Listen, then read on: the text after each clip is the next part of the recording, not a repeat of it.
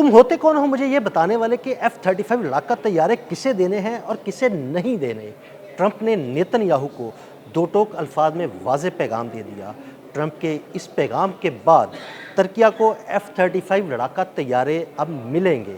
इस बारे में आमिर रज़ा से बात करते हैं। आमिर भाई, ट्रंप तुर्किया को F-35 लड़ाका तैयारे देने की बातें कर रहे थे, नेतन्याहू उसमें टांग अड़ा रहे थे। अब नेतन्याहू अमेरिका गए तो ट्रंप ने वाज़ेह अल्फाज में कह दिया कि भाई तुम होते कौन हो कि मुझे ये कहो कि भाई किसको लड़ाका तैयारे देने हैं किसे नहीं देने। अब जब तुर्किया को F-35 लड़ाका तैयारे मिलेंगे तो उसके पास तो 5th जनरेशन के 2 लड़ाका तैयारे हो जाएंगे, क्योंकि एक 5th जनरेशन के लड़ाका तैयारे कान पर वो अपना भी काम कर रहा है।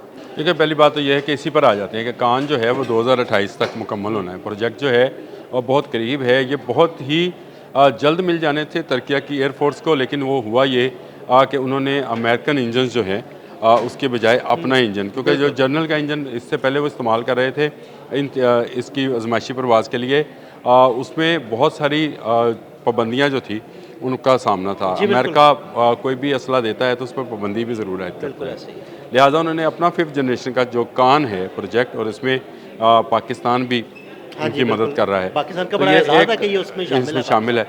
तो ये 5th जनरेशन का एक जहाज़ तो उसके पास कान की सूरत में आ रहा है। दूसरा, उसने F-35 as an a Muslim country नहीं, as an a NATO member जो था वो तलब किया था। बिल्कुल। और अमेरिका के पास ये एक्सपोर्ट क्वालिटी, यानी हर जहाज़ जो है या असला जो है ये 2 वर्जन्स में बनाया जाता है। आपको भी पता है कि एक ई वर्जन्स है, एक उनका अपना वर्जन्स है। ई वर्जन जो एक्सपोर्ट वर्जन होता है, एक्सपोर्ट वर्जन्स होता है। तो ये जो एक्सपोर्ट वर्जन्स थे, इससे पहले इसका सौदा तय पाया था भारत के साथ, लेकिन भारत को जब भारत ने राफेल करवा लिया अपना, तो उसके बाद अमेरिका पीछे हट गया। ये हमारा जहाज भी तबाह करा के इसकी मार्केट डाउन करा देगा। मार्केट डाउन करा दी इसने, सू की भी ना, Su-30 वगैरह भी गिर गए।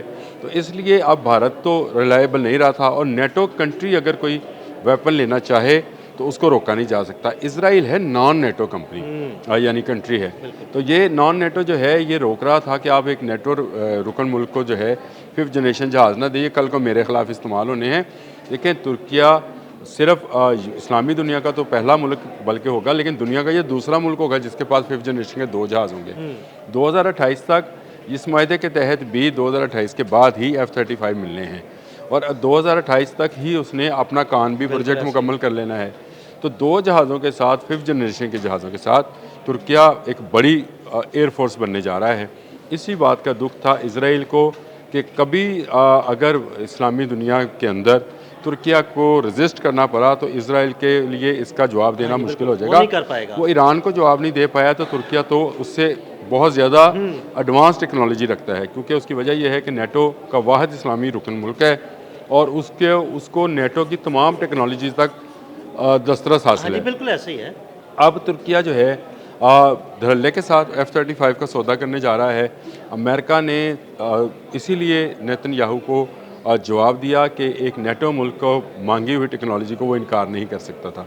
टेक्नोलॉजी तो नहीं ट्रांसफ़र होगी, लेकिन जहाज़ ट्रांसफ़र ज़रूर होंगे, और F-35 आपको बहुत जल्द जो है तुर्किया की फ़िज़ाओं में कान के साथ ही उड़ता हुआ नजर। लेकिन यहाँ पे मेरा एक सवाल है कि F-35 अगर तुर्किया को ट्रांसफ़र हो जाते हैं, तुर्किया वो ख़रीद लेता है, जिस तरह अमेरिका की पाबंदियाँ होती हैं, वो जिस भी असला देता है उस पर कुछ पाबंदियाँ लगाता है, तो क्या ऐसी पाबंदी तुर्किया पे नहीं होगी कि वो इसराइल के खिलाफ इन तैयारों को इस्तेमाल नहीं कर सकता? देखिए, पहली बात तो यह है कि अमेरिका ज़रूर पाबंदियाँ आयद करता है, लेकिन वो इस बात पे पाबंदी आयद नहीं करता है कि अगर आप पर ही कोई मुल्क, लेट से अमेरिका ही हमलावर हो जाए, तो अमेरिकन असला फिर उसके खिलाफ इस्तेमाल हो सकता है। ये नहीं हो सकता कि आप पर एक मुल्क इसराइल तुर्किया पर हमलावर हो तो वो कहे जी अमेरिका का असला है तो मैं चलाऊँगा नहीं, वो चला देगा।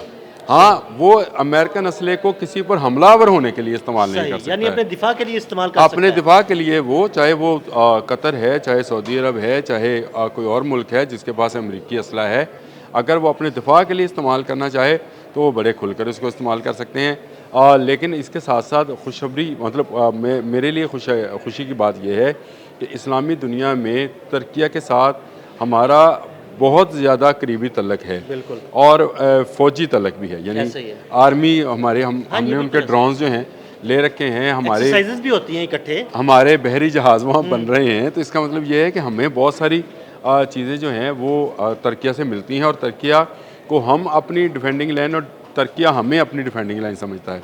तो ये बड़ी खुशाइंद बात है कि पाकिस्तान के अलावा एक बड़ी एयरफोर्स और एक बड़ी फौज जो है वो इस्लामी दुनिया के अंदर मौजूद है, जिसको अब F-35 जैसी 5th जनरेशन जैसी टेक्नोलॉजी जो है वो मिलने जा रही है। और उसके अपना जहाज़ जो है कान, वो भी महवे परवाज़ होगा। 2028 को दूर नहीं है, आज हम जुलाई 2026 में हैं। हाँ जी। तो आप समझे कि 2 अगले साल की बात है।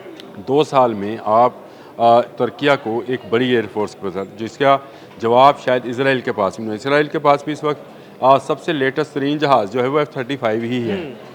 लेकिन जब 2 जहाज़ 5th जनरेशन के होंगे दोनों F-35 अगर आमने सामने आ जाए तो फिर आपको एक तीसरा जहाज़ चाहिए था ना, वो तुर्किया जो है वो कान की पाकिस्तान की शक्ल में मदद में कान की शक्ल में बना रहा है, और ये बन जाएगा 2028 में। तो मैंने इसीलिए आपसे कहा कि 2 जहाज़ 5th जनरेशन के इकट्ठे में जब प्रवास कर रहे होंगे तो ये दुनिया के लिए सबक होगा कि आपने इस्लामी दुनिया के किसी मुल्क को भी ऐसे छेड़ना नहीं है जैसे आपने ईरान के साथ हमला किया और उसको आपने छेड़ लिया। अब सही बात है। और अमर भाई, बड़ी मज़े की बात यह है कि चूँकि ये कान वाले प्रोजेक्ट में पाकिस्तान भी शराकतदार है तुर्किया का, तो एक वक्त वो भी आने वाला है जब पाकिस्तान के भी पास 5वीं नस्ल के 2 जहाज़ होंगे, एक J-35 जो चाइनीज़ और एक कान। तो जब ये J-35 और कान पाकिस्तान की फ़िज़ाओं में महवे परवाज़ होंगे तो भारत का क्या हाल होगा? देखें, पहली बात यह है कि पाकिस्तान जो है अच्छी बात आपने कही कि 2 हमारे पास भी 5th जनरेशन के जहाज़ होंगे, लेकिन पाकिस्तान अपने जो JF-17 थंडर है इसको भी 4.5 पे लेके जा रहा जी है। बिल्कुल ऐसे। यानी ये भी 5th जनरेशन के करीब तरीन जहाज़ चला जाएगा। इसके अलावा J-10C उसके पास ऑलरेडी मौजूद है, और उसने अपने से बेहतर जहाज़ को गिरा कर ये साबित किया कि पाकिस्तान के पास ऐसी कैपेसिटी और कैपेबिलिटी मौजूद है जो अपने से बड़ी फ़ौजों को शिकस्त दे सकती है।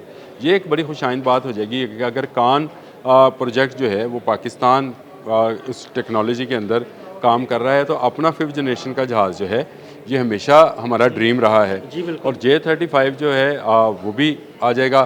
तो इस तरह वाकई सही बात है, 2 जहाज़ हमारे पास 4.5 जनरेशन के होंगे और 2 जहाज़ जो हैं वो हमारे पास 5th जनरेशन के होंगे। तो ये बड़ा पाकिस्तान की एयरफोर्स के लिए, पाकिस्तान के लोगों के लिए बड़ी खुशाइंद, और पाकिस्तान की सिक्योरिटी के लिए मैं ये समझता हूँ कि ये एक बड़ी खबर है। तुर्किया तुर्किया का मजबूत होना भी पाकिस्तान का मजबूत होना है, और पाकिस्तान का मजबूत होना भी तुर्किया का मजबूत होना है। इज़राइल असल में इस्लामी दुनिया को कमज़ोर करना चाहता है, लेकिन अल्लाह पाक इस्लामी दुनिया को हर आने वाले दिन के साथ, देखें डोनाल्ड ट्रंप ने हर जगह लब्बैक कहा है, जहाँ जहाँ नेतन्याहू ने कहा, इस पर आकर वो भी अटक गया और उसने कहा नहीं, अब हम देने पर मजबूर हैं, क्योंकि वो नेटो टूटता हुआ नज़र आएगा अगर वो इनकार करेगा तो। बहुत शुक्रिया आमिर भाई। आमिर भाई ने बड़ी तफसील के साथ इस सारे मामले पर रोशनी डाली। मज़ीद अपडेट्स के लिए हमें फॉलो करते रहें। अदील अहमद और आमिर रज़ा को इजाज़त दीजिएगा। अल्लाह हाफ़िज़।